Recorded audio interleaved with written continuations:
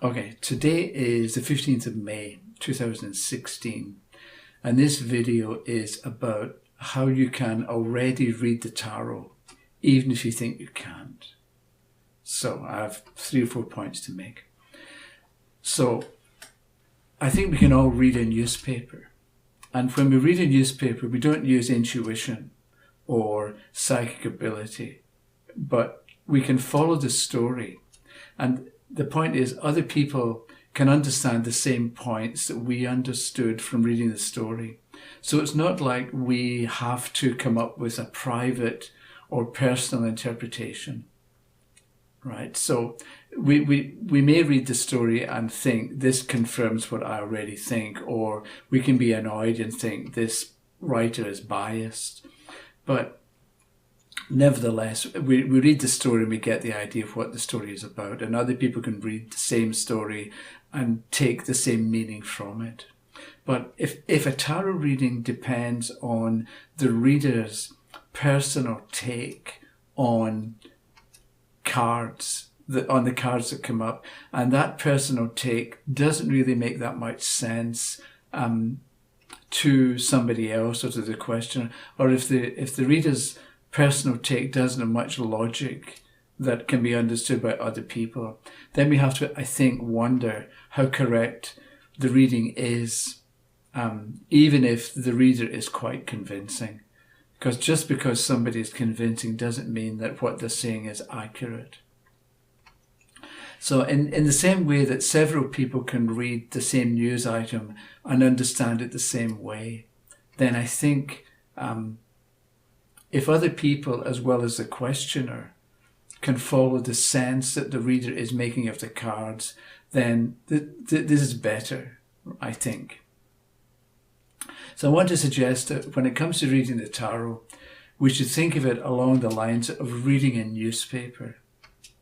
In the sense that reading a newspaper is an everyday occurrence, right? So it's not some otherworldly, esoteric, secret process that only the specially gifted can do. You have to be born with the ability to read a newspaper.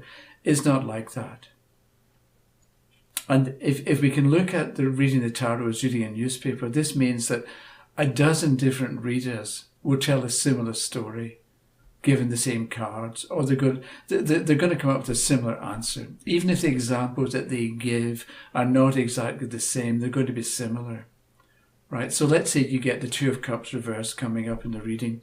So one reader might talk about separation between people. Somebody else might give the example of a supervisor not getting along well with a worker. Or maybe somebody would talk about differences of opinion between the parent and the child, right? But they're all giving examples of people not getting along with each other, because that's what the card shows. Although the actual people and the actual difficulty can be different. And we can come up with different people who exhibit that kind of behavior. So I think what's important when reading cards is we have to consider the quality of the questions that we ask ourselves. Let me give an example that I think we can all understand. Let's say you're driving along the road and you come to a sign that reads stop. So you stop. And you look at it and you think, is this stop sign saying that I have to stop forever? No, it's not. Is it saying stop and move forward when it's safe? Yes, it is. Can you ignore it? Can I ignore this stop sign? And the thing is, yes, I can, and I may be okay. But maybe I ignore it and the police see this happening and catch up, and I get a fine or I get demerit points or something. It can be worse. Or maybe I ignore the stop sign and drive through and cause an accident. So this is a bad outcome. So just don't do it. If it says stop, stop. And if you're a pedestrian on the sidewalk beside the stop sign, you know that you read stop, but you know it doesn't apply to you because it's for cars on the road. So we know this, and we think nothing of interpreting the symbol. So what if we looked at a card the same way? And so you turn the card and you ask yourself sensible questions that relate to the actual situation that the question is inquiring about. And then you think through the answer. So you turn the card, you think, okay, is it good or bad in this instance? For this particular question, is this a good or a bad card? Or you turn the card, does this card help the questioner to get to the outcome that they want to get to? Or maybe it's, can we trust the person to do what they say they're going to do? Or is trusting the person asking for trouble? So we're not trying to remember a meaning, but we're making sense of the card in that particular situation.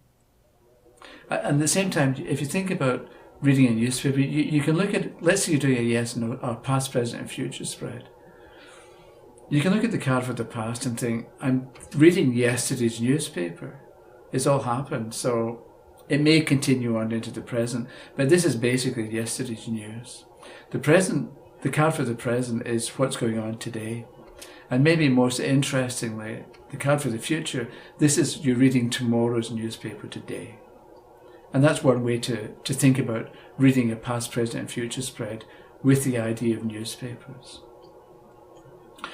At the same time, there are other ways of looking at what a tarot reading is, and you might like this one because I happened to see a movie a while ago. I don't remember what it was called, but there was one point where the group of heroes, they were trying to break into this secret place, and there was a code.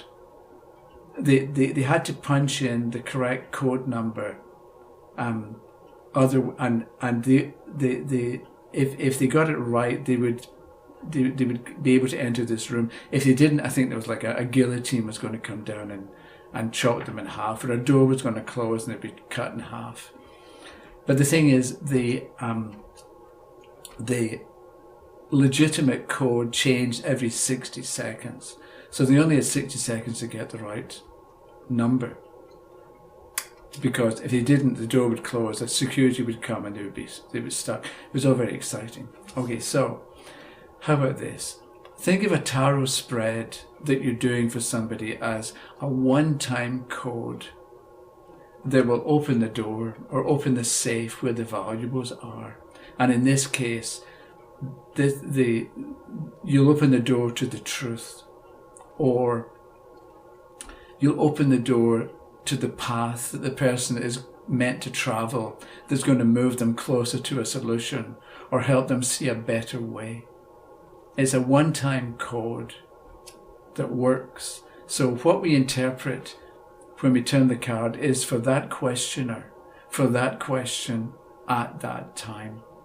Because we can get the same card tomorrow for somebody else, and it won't have to mean the same tomorrow as we get today. And this is why it's important, I think, to go for the sense that the card makes, as well as asking yourself sensible questions about it. And how do you do this? Basically, that you trust yourself.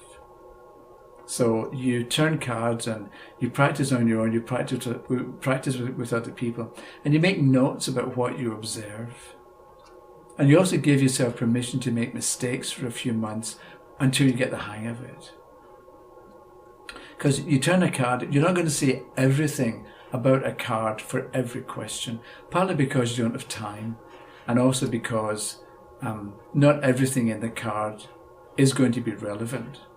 So with the Empress, you've got the woman, she's sitting on the bench, she's got comfortable cushions, there's a river in the background, there's a waterfall, there's a pond, there's trees.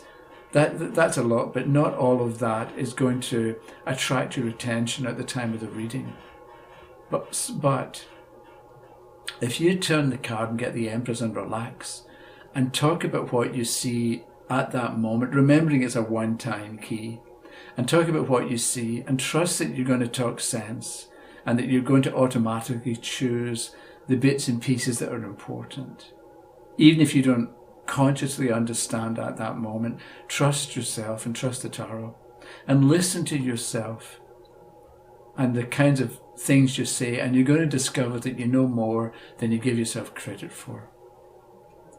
So let's say we get the Four of Cups. So Or let's say we're having a reading and the Four of Cups gets turned over and the reader says, okay, maybe the reader tells us to focus on what's in front of us.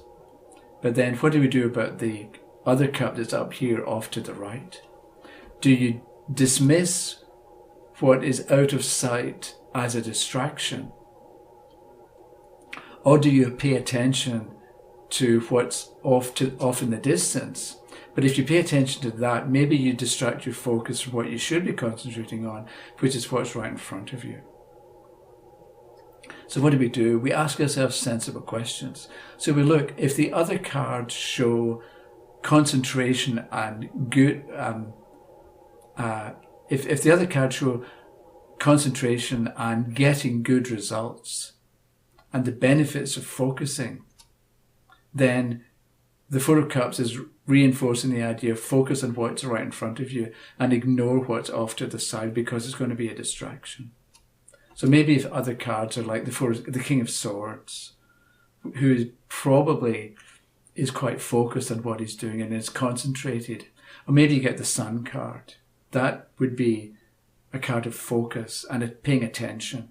Or maybe the Two of Swords, but the person sitting, they seem to be focusing and concentrating. So if you get those, then the cup off to the side in the Four of Cups is a distraction. So don't allow yourself to be distracted, because it can take you time to get back into the groove that you were in that is going to produce good results.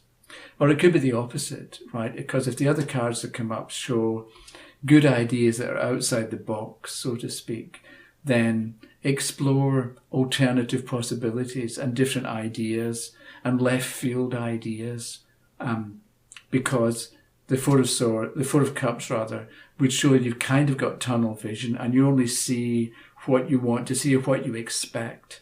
And if you focus on what you're expecting, you're going to miss possibilities that are out there to the side.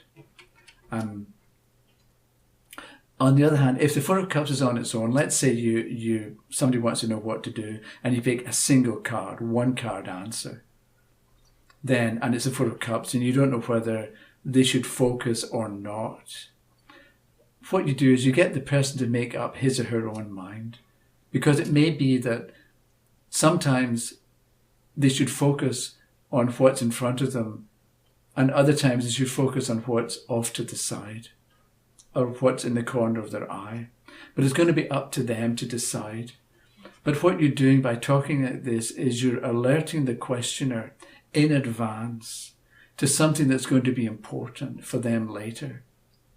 And because you've alerted them to the possibility, they'll notice it. They'll notice this thing when it happens, and they're going to make a better decision because of it, because they were alerted to the fact that, should I be focusing or should I be paying attention to what's out there?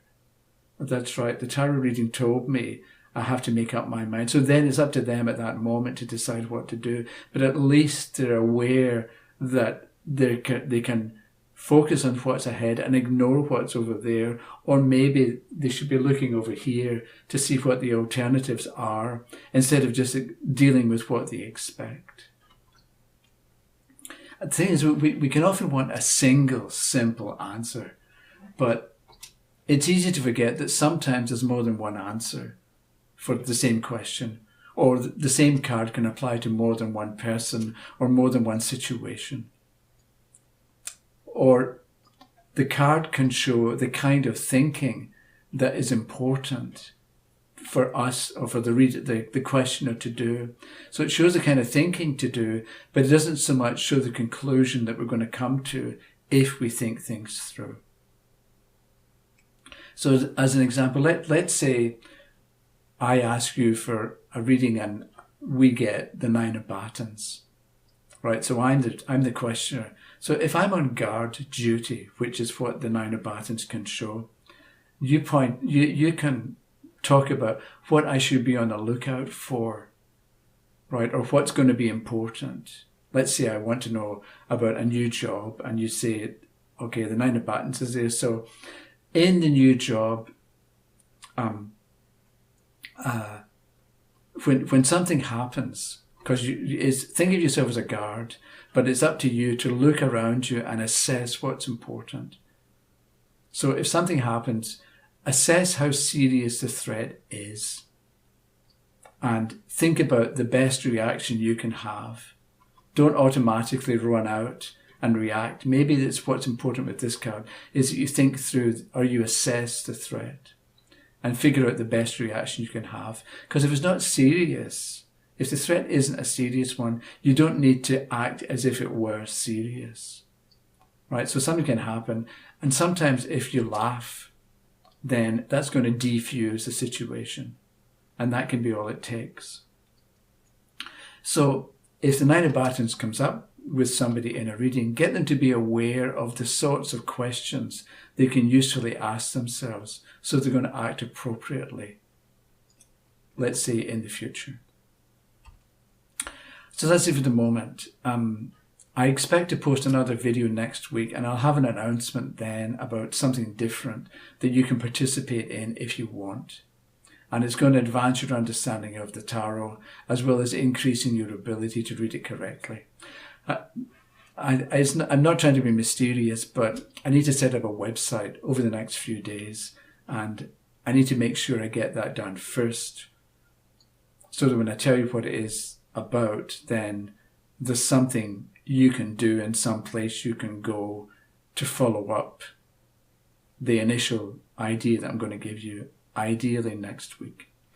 So that's it for the moment. Thank you very much for watching. If you have comments, leave them down below, and we'll take it from there. Okay, have a good week. Bye-bye.